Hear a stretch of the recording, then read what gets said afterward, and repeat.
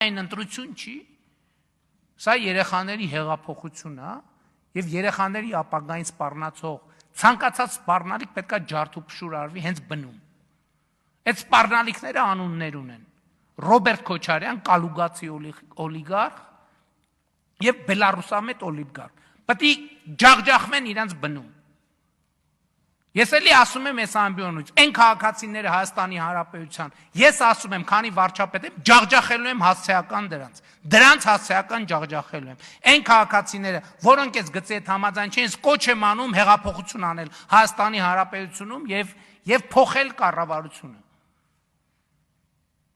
24 թվին ոնց ասացի, Ղարաբաղի շարժումը չի շարունակվել, ով համաձայն չի, կոչ եմ, ընդդիմություն կոչ չի անում դուրս գալ փողոց, ես եմ կոչ անում։ Ասում եմ կալուգացի օլիգարխ Ռոբերտ Քոչարյան, այն մեկը բելարուսացի, ջախջախելու եմ, անհատապես ջախջախելու եմ,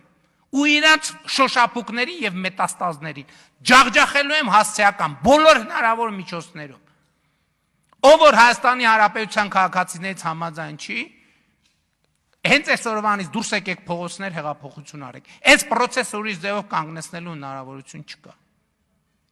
շնորհակալ եմ։